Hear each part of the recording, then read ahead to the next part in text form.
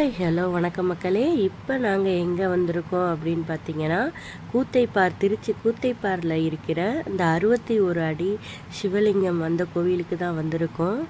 சரி, இந்த டைம் சிவராத்திரிக்கு இங்கே வரலாம் அப்படின்னு சொல்லி வேண்டிக்கிட்டோம். சீக்கிரமாக வந்தால் அபிஷேகம் பார்க்கலாம் அப்படின்னு சொல்லிட்டு வந்தோம். அந்த வீடியோ கிளிப்ஸை தான் இதில் ஆட் பண்ணியிருக்கோம். நீங்களும் எங்களோட சேர்ந்து இந்த சிவனோட அபிஷேகத்தை பார்க்கலாங்க. இந்த கோவிலுக்கு ஒரு ஸ்பெஷாலிட்டி இருக்குது. அது என்னன்னு பார்த்தீங்க அப்படின்னா, சிவன் பெருமானுக்கு நம்மளே அபிஷேகம் பண்ணலாங்க. இந்த பெரிய சிவபெருமானுக்கு கீழே ஒரு குட்டி சிவன் இருக்கார். அந்த சிவனுக்கு நம்ம கையாலேயே அபிஷேகம் பண்ணலாங்க. அது பார்த்திங்கன்னா சிவராத்திரி அன்னைக்கு மட்டும்தான் நடக்கும். வேறு எந்த கிழமையிலையும் அலோடு கிடையாது. ஆனால் பிரதோஷம் வேலை அந்த மாதிரி வேலையிலலாம் ரொம்ப விசேஷமாக இருக்குங்க.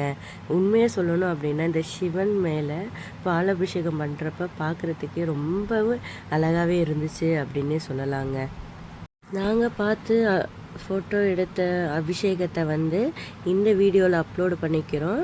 நீங்கள் வர முடியல அப்படின்னாலும் நீங்கள் கவலைப்பட வேணாம். இங்கேருந்தே வீடியோ மூலமாகவே சிவபெருமானை நல்லா தரிசிக்கோங்க.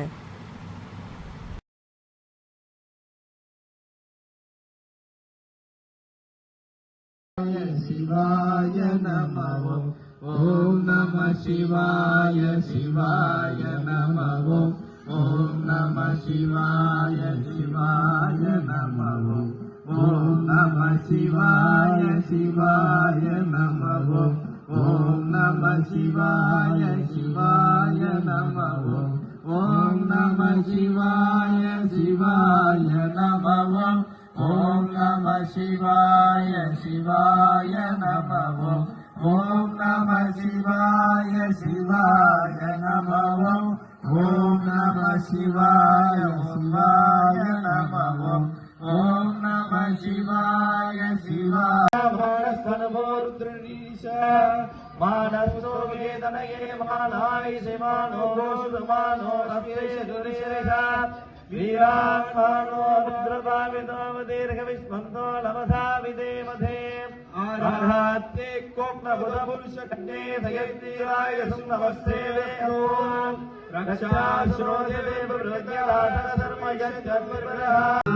சிவாய நமோ ஓம் நம சிவாய சிவாய நமோ ஓம் நம சிவாய சிவாய நமோ சிவ சிவ சிவ சிவ சிவாய நமோ ஹர ஹர ஹர ஹர சிவாய நமோ சிவ சிவ சிவ சிவ சிவாய நமோ.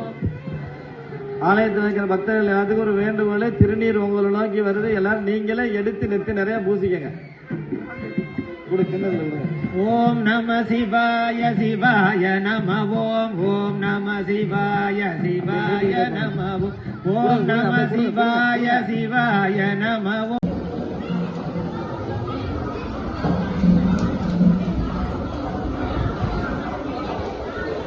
விளங்க எல்லாமல்ல பெருமாளுக்கு குடும்பத்தாலே அபிஷேகம் நடைபெறுகிறது.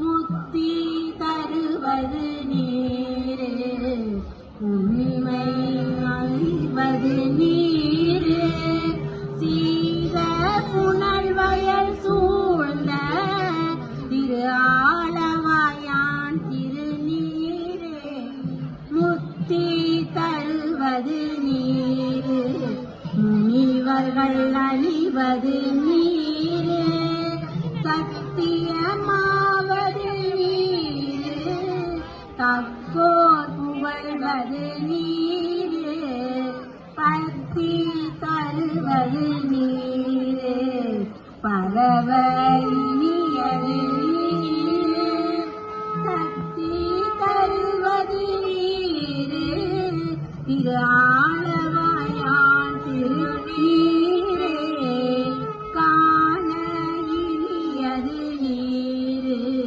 கவினை தருவது நீரே, நீ அணிபவர்க்கெல்லாம் பெருமை கொடுப்பது நீரே.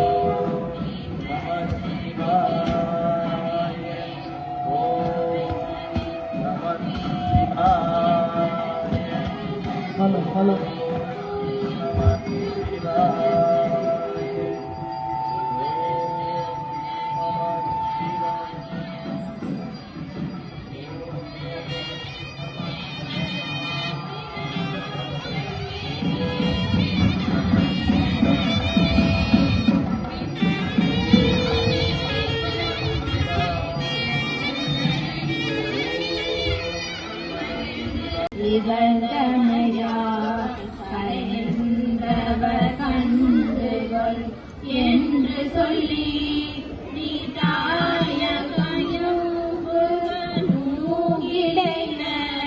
நிலை கொள்வங்களே துறை ஒன்றறியே வார்த்தை இதுவது கேட்டறியே வயிற்றோடு துடகி முடகிட ஆத்தார் புனலார் அதிரை கெடில வீரட்டான. ஆலயங்களுக்கு போகும்போது செய்யக்கூடாத விஷயங்களை செய்யறோம். இப்போ ஒரு சிவாலயத்துக்கோ நீங்க வேற எந்த ஆலயத்துக்கு போறீங்களோ முதல்ல அந்த ஆலயத்தினுடைய தெய்வமோ அம்பாலோ அந்த அம்பாளுடைய நினைவோட நீங்க போகணும். கோயிலுக்குள்ள சிவாலயத்துக்குள்ள போகும்போது நமச்சிவாயத்தை மறந்துடவே கூடாது. மனசுல நமச்சிவாயங்கிற வார்த்தை ஒரு சிவாலயத்துக்குள்ள நீங்க எடுத்து ஒவ்வொரு அடி வைக்கும் போது உங்க மனசுல நமச்சிவாயம் ஒளிரணும். ஆனா 90% பேர் கோயிலுக்கு எதுக்கு வரனே தெரியாம பூங்கா மாதிரியும் பொழுதுபோக்கிட மாதிரியும் பயன்படுத்துறதுக்காகவே கோயிலுக்கு நிறைய பேர் வந்துட்டு இருக்காங்க. ஏன்னா எங்களுடைய மன வேதனைகள்ல நிறைய சொல்றோம், இந்த மாதிரி செயல்களை செய்யக்கூடாது அப்படின்னு. சிவாலயத்துக்கு போகும்போது நெத்தி நிறைய திருநீர் பூசுங்க. திருநீர் பூசி பழகுங்க. ஏன்னா நம்மளுடைய மதத்தினுடைய அடிப்படையே நெற்றிக்கு இட்டுக்கிறதுங்கிறது நமக்கு ரொம்ப ஒரு முக்கியமான விஷயம்.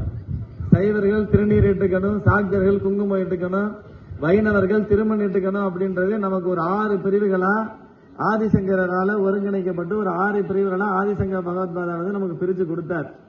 சரி, இந்த 6 பிரிவுகள்லயாச்சும் நம்ம சரியா இருக்கிறோமா அப்படின்னா அதுவும் கிடையாது. சைவர்கள்ங்கிறதுக்கு முதல் அடையாளமே நெற்றி நிறைய திருநீர் இருக்கிறது தான். 2வது அடையாளம் கழுத்துல உத்தராகம் இருக்கிறது. நிறைய பேருக்கு ஒரு சந்தேகம் இருக்கும், உத்தராஜம் எல்லாரும் போடலாமா, நாங்க அசைவ உணவு எடுத்துக்கிறோமே, நாங்க அந்த நேரத்துல உத்தராகம் எப்படி அணியறது, திருமணம் ஆனவங்க அணியலாமான்னு ஒரு பெரிய சந்தேகம் எல்லாரும் மனசுல இருக்கு. இப்ப நீங்க சிவபெருமான் எடுத்துட்டீங்கன்னா அவர் சன்னியாசிக்கு சன்னியாசி, குடும்பஸ்தனுக்கு குடும்பஸ்தன். அவருக்கு 2 குழந்தைங்க இருக்கு. சன்னியாசின்னு எடுத்துட்டீங்கன்னா அவர் சன்னியாச சுரூபத்தில் இருப்பாரு, குடும்பஸ்தன் எடுத்தீங்கன்னா அவர் குடும்பத்தில் இருப்பார். உத்தராகங்கிறது நமக்கு ஒரு அடையாளம்.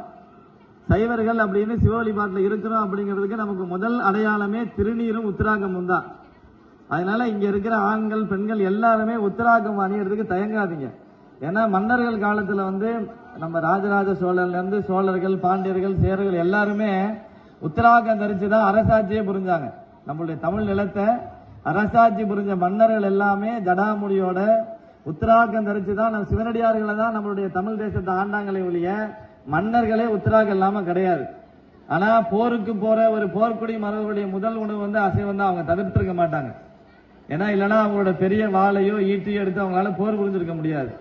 ஆனா ராஜராஜ சோழன் தினமும் காலையில மரகதலிங்க பூஜை பண்றவர் அவரோட அரண்மனையில. ஆனா அவருடைய 3 வேளை உணவு, அவருடைய போருக்கு போற சிப்பாய்களுக்கு கொடுக்கிற உணவு எல்லாமே அசைவமா தான் கொடுத்திருப்பாங்க.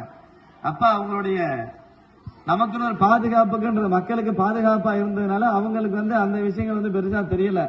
இன்னைக்கு நிறைய பேர் என்ன நினைக்கிறோம்னா, அசைவம் சாப்பிட்டா உத்தராஜம் போடக்கூடாது, உத்தராகம் போட்டா அவ்வளவு இருக்கணும், ஒரு வாயில வரும் சுத்தபத்தமா இருக்கணும் அப்படின்னு வந்துடும். ஒரு உத்தராஜம் ஒருத்தர் கொடுக்கணும் அப்படின்னா அந்த நபர் சொல்ற முதல் வார்த்தை என்னன்னா, நாங்க சுத்தபத்தமா இருப்போமா, அப்ப நம்மளே அசுத்தமா இருக்கோம் நம்மளே நினைச்சுட்டு இருக்கோம். திருமூலர் என்ன சொல்றாருன்னா, உடம்பினுக்குள்ளே ஒரு பொருள் கண்டேன், உடம்பினை யாழிருந்து ஓம்புகின்றேன்னாரு. அதாவது நம்ம உடம்புக்குள்ளதான் சிவம் இருக்கு. அதுக்கப்புறம் தான் நம்ம சிவஸ்வரூபங்கள்ல சிவலிங்கத்துல நம்ம பாக்குற கோயில்ல இருக்கிற உருவங்கள்ல எல்லாம் சிவன் அப்புறம் தான் இருக்கார். முத எங்க இருக்காருன்னா, சிவன் நம்ம உடம்பு விட்டு போயிடுச்சுன்னா சிவன் சவம்னு பேர் இருக்கு. உயிர் நமக்குள்ள சிவன் இருக்கிற வரைக்கும் நீங்க அபிஷேகம் பண்றீங்கன்னு நினைச்சுக்கோங்க.